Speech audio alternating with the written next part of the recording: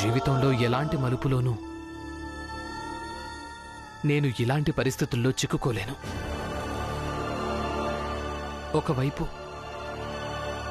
ఒకవైపు నా గతం నన్ను బలహీనపరుస్తూ వస్తోంది.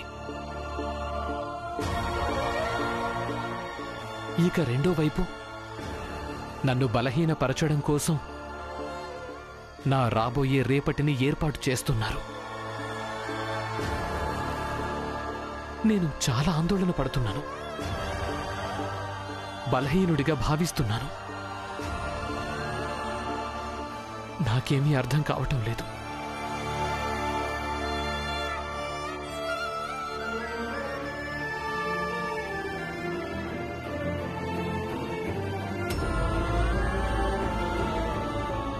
పొద్దున కల్లా ఏర్పాట్లు పూర్తయిపోవాలి. అలాగే అన్న, మీరేం బెంగపడకండి, పొద్దున కల్లా ఏర్పాట్లన్నీ పూర్తయిపోతాయి. అన్నా భీమ్రావ్. ఏయ్ భీమ్రావ్, ఎక్కడికి వెళ్తున్నావు? ఒకరిని వెతకడానికి వెళ్తున్నాను. పిచ్చివాడిని అనుకుంటున్నావా? ఏం అడుగుతున్నానో దానికి నేరుగా జవాబు చెప్పు. నువ్వెక్కడికి వెళ్తున్నావు? నేనెక్కడికి వెళ్తున్నానో నేను అదే చెప్పానుగా. అయినా మీ పని మీరు చూసుకోండి. నేనేమైనా మీకు ఇబ్బంది కలిగించానా? అలాగే మీరు కూడా కలిగించకండి. నాతోని వాదిస్తున్నావా? నువ్వు ఎక్కడికి వెళ్ళడానికి వెళ్ళలేదు. నోరు మూసుకు లోపలికి లో. ఏయ్, నిలబడి ఏం చేస్తున్నావు? చెప్పాడు కదా, లోపలికెళ్ళు. అన్నా, నా భర్త ఎక్కడికి వెళ్తున్నారో అక్కడికి వెళ్ళనివ్వండి. లేదంటే మీరిక్కడ చేయడానికి ఏమీ మిగలదు. అవునా? అంటే నువ్వు మమ్మల్ని ఆపుతావా? ఒకసారి ఆపి చూపించు. మీకు ఈ ఇల్లు ఉంది కదా, పొద్దున కల్లా కాలి బూడిదైపోతుంది. పొద్దున సంగతి పొద్దున చూసుకుందాం, కానీ ఇప్పుడు ఆయన్ని వెళ్ళనివ్వండి. లేదంటే రాత్రి చాలా భారంగా గడుస్తుంది. బాబు గారు, మీరు రమాతో పెట్టుకోకండి. అయినా ఈమెతో పెట్టుకుంటే ఏమవుతుందని తను వెళ్ళేమండి. వెళ్ళు. వెళ్ళు బాబు, వెళ్ళు.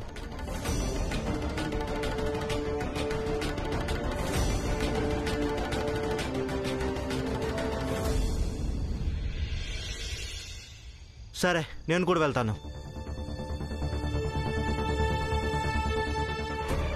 వెళ్ళండి. మీ మనసేం బాగోలేదు. మీకు కొంచెం ప్రశాంతత అవసరం.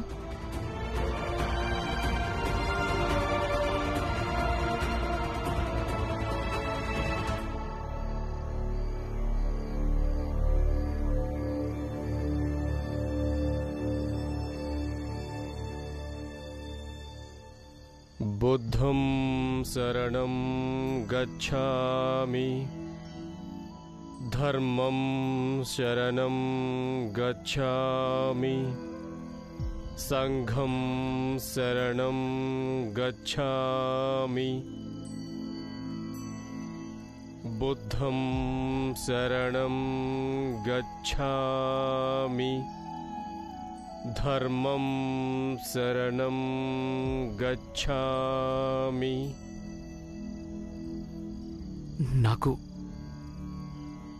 నాకు మీ సహాయం కావాలి.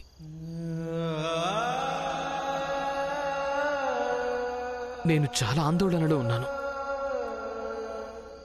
మనసు కల్లోలమవుతోంది. కొంచెం శాంతి కావాలి.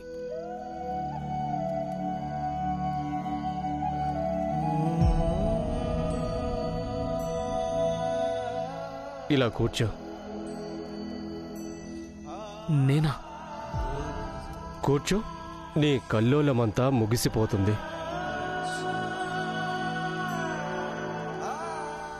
కూర్చో.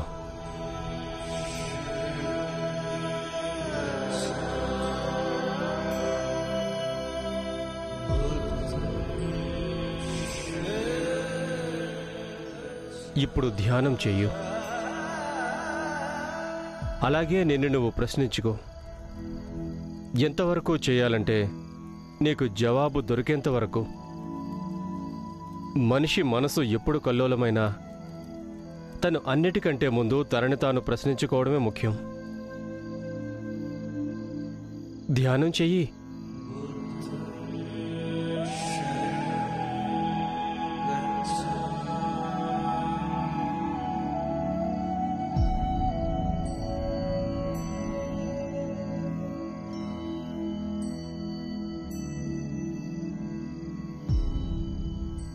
బుద్ధం శరణం గచ్ఛామి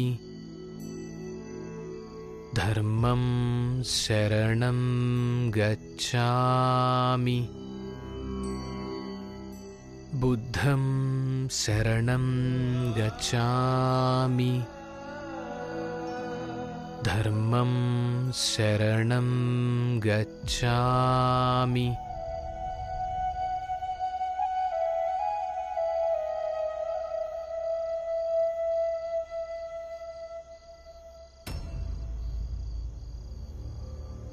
ఆనంద్, ఇంకా నిద్రపోలేదా?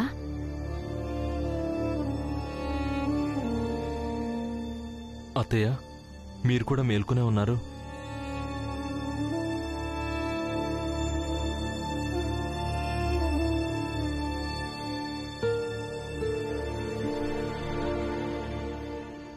చూడండి అత్తయ్య, ఎప్పుడైనా మన ఇంట్లోని పెద్దవాళ్ళు ప్రశాంతంగా నిద్రపోలేకపోతారో అప్పుడు మేము పిల్లలను ఎలా నిద్రపోగలం?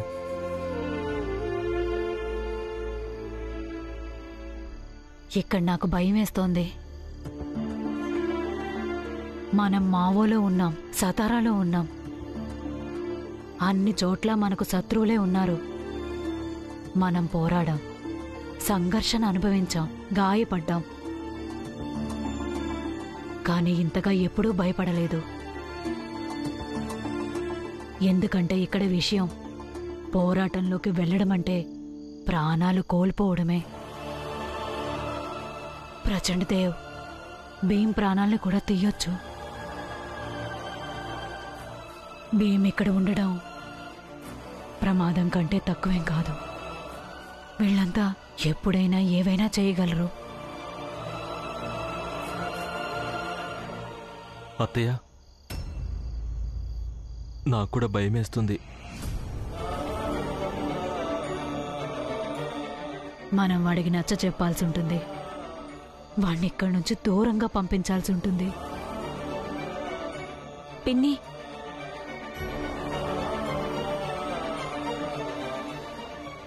ఎలాంటి ప్రయోజనం ఉండదు. దూరంగా వెళ్ళి చూశాం కదా. దూరంగా వెళ్ళడం అంటే ఆయనకు పిరికి వాళ్ళ అనిపిస్తుంది. ఆయన ఇక్కడే ఉంటారు. వీటన్నిటిని ధైర్యంగా ఎదుర్కొంటారు.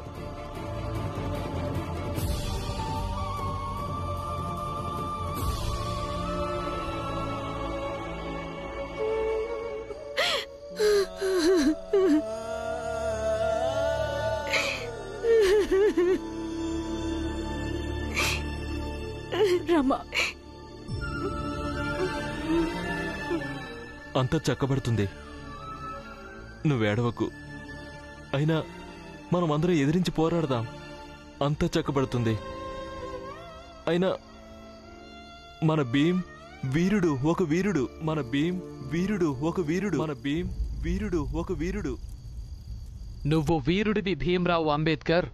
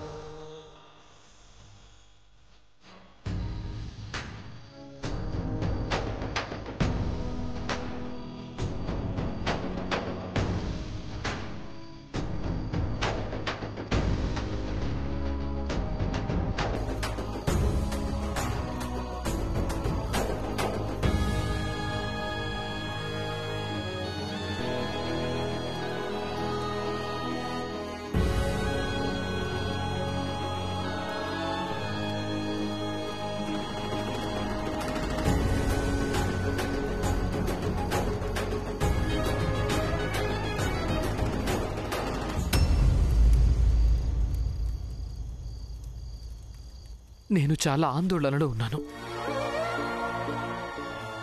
ఏం చెయ్యాలో నాకు అర్థం కావటం లేదు. నా ఆ పోరాటాన్ని ఎలా చెయ్యాలి? నిజం చెప్పాలంటే బలహీనుడిగా భావిస్తున్నాను. నేను పోరాడాలనుకుంటున్నాను, కానీ భయపడుతున్నాను. నా గడిచిన గతం, అలాగే నా రాబోయే భవిష్యత్తు, ఈ రెండు నన్ను నిర్వీర్యుని చేస్తున్నాయి. నేనేం చెయ్యాలి? ఎప్పుడైతే నీ మనసులో అన్నింటికంటే ఎక్కువగా ప్రశ్నలు తలెత్తడం మొదలైనప్పుడు, నీలో కంగారు మొదలైనప్పుడు, నిన్ను నువ్వే తలుచుకో, నువ్వు భీమ్రావు అంబేద్కర్వి అని. ఒక దళిత బిడ్డ తన దళితులందరినీ ఉద్ధరించాల్సుంటుంది.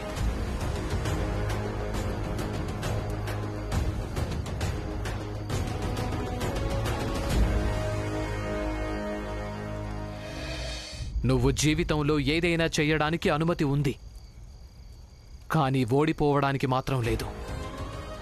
ఎందుకంటే భీమ్రావు అంబేద్కర్ అనేవాడు ఎంతో మందికి ధైర్యం కాబట్టి. ఇక అందుకే గతం ఇంకా భవిష్యత్తు సవాలుని ప్రవేశపెడితే అప్పుడు కళ్ళు మూసుకొని 2 క్షణాల పాటు ఆలోచించు. నువ్వు అంటే భీమ్రావు అంబేద్కర్ వెనుతిరగలేడు, అలాగే ఓడిపోలేడు.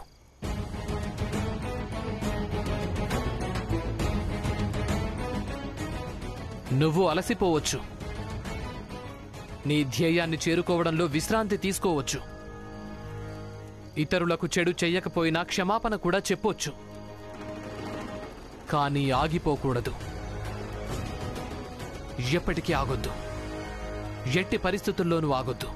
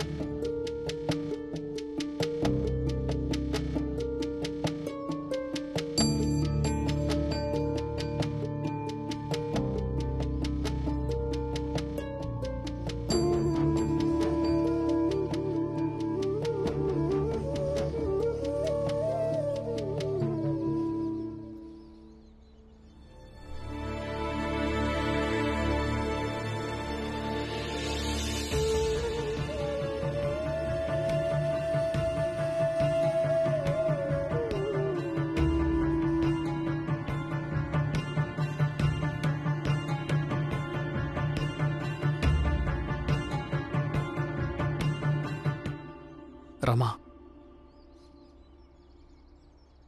ఈ క్షమాపణ పత్రం తీసుకుని వెళ్ళి ఇన్స్పెక్టర్ గారికి ఇచ్చేసిరా. తీసుకో. నిన్న రాత్రి నాతో నేను మాట్లాడుకున్నాను. ఆ తర్వాత నాకేమర్థమైందంటే, నేను ఇన్స్పెక్టర్ గారికి క్షమాపణ పత్రాన్ని రాసిస్తానా లేదా అనేది నా జీవితంలో ఇదే చివరి ధ్యేయం కాదని. తీసుకో, ఇది ఇన్స్పెక్టర్ గారికి ఇచ్చేసిరా.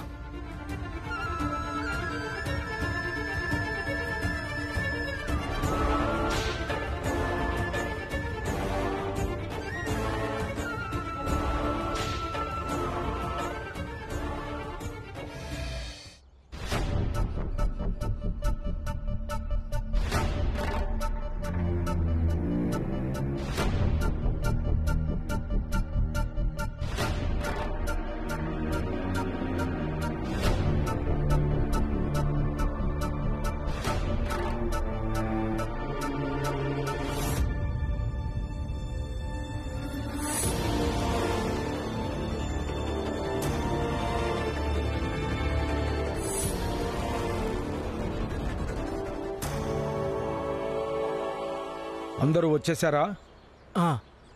ఎవరూ మిగిలిపోలేదు కదా? అయ్యగారు నమస్కారం. అయ్యగారు ఆలస్యమైనందుకు క్షమించండి.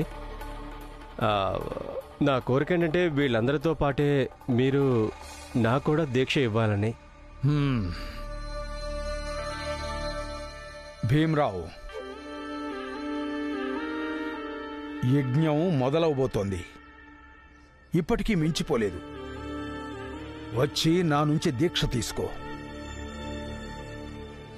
వద్దు, నా వరకు నేను బానే ఉన్నాను. నువ్వు మూర్ఖుడివి, మూర్ఖుడివి నువ్వు. నేను మూర్ఖుని కాదు, కొంచెం చదువుకున్నవాణ్ణి. అందుకే నాకు నేను తర్కించుకోలేకపోతున్నాను ఈ శుద్ధీకరణ ఇంకా దీక్షకు ఆధారాలేమున్నాయని. అయినా కూడా మీరిప్పుడేం చేయబోతున్నారో ఇవన్నీ నేను చిన్నప్పటి నుంచే చూశాను. నా దృష్టిలో ఇందులో కొత్తేమీ లేదు. అవునా? నీ కళ్ళెదురుగా నీకైన వాళ్ల జీవితాలు ఎలా మారిపోబోతున్నాయో చూడు. ఇక నువ్వు నరకంలోనే ఉంటావు, నరకంలోనే ఉంటావు. మా పెద్ద జాతి వ్యక్తులం కూడా వచ్చేసాం.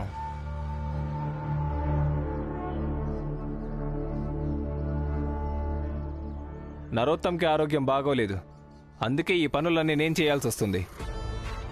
తను నాకేం చెప్పాడంటే కొందరు పెద్ద జాతి వ్యక్తులను భీంబాల ఇంటికి తీసుకెళ్లమని. ఎందుకంటే ప్రచండ్ దేవ్ గారి దగ్గర దీక్ష తీసుకున్న తర్వాత ఈ పెద్ద జాతి వ్యక్తులకు వీళ్ళందరూ నమస్కారం చేసి ఆశీర్వాదం కూడా తీసుకుంటారు. సరే, ఇక యజ్ఞం మొదలు పెట్టండి. అంతా కూర్చోండి. కానీ కూర్చోవడానికి ముందు ఒక విషయాన్ని గుర్తుపెట్టుకోండి. ఇలాంటి రోజు కూడా ఒకటి వస్తుంది. ఆ రోజు మీకు ఈ ధర్మం పేరుతో చెయ్యబడ్డ ఈ కుట్రేంటో అర్థమైపోతుంది. నోర్మయ్, ఇంకేం మాట్లాడుకో. ఈ రోజు నువ్వు ఒక్క మాట కూడా మాట్లాడడానికి వెళ్ళదు. ప్రచండ దేవ్ గారు, అరే మీరు తన మాటల్ని వదిలేయండి. తనకలా మాట్లాడడం అలవాటే. ఇక మీరు అనుమతి ఇవ్వండి, అలాగే యజ్ఞం మొదలు పెట్టించండి. అనుమతిస్తున్నాను.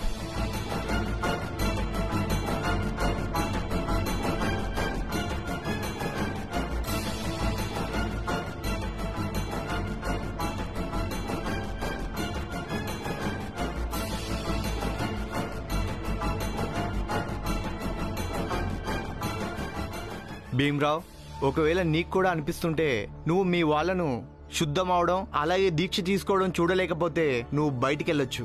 లేదు, నాకేమనిపిస్తోందంటే నేను ఇక్కడే నిలబడి ఉండడం మంచిదని. మళ్ళీ ఒకసారి చూడని ఈ కుతంత్రం వాట ఎలా ఆడుతూ ఉంటారు.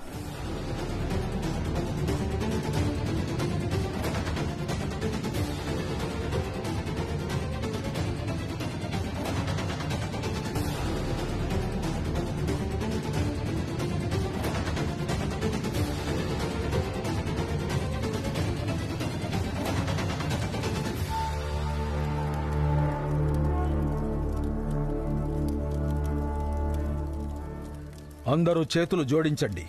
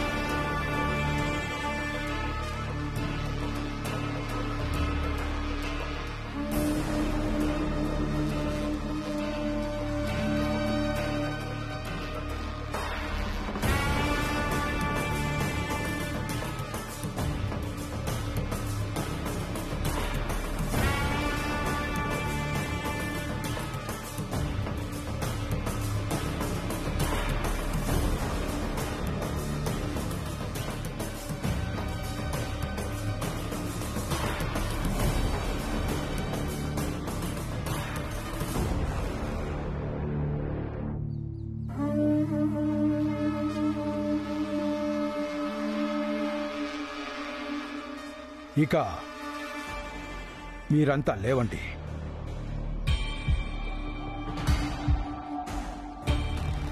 ఇక ముందుకొచ్చి వీళ్ల కాళ్లకు మొక్కి ఆశీర్వాదం తీసుకోండి.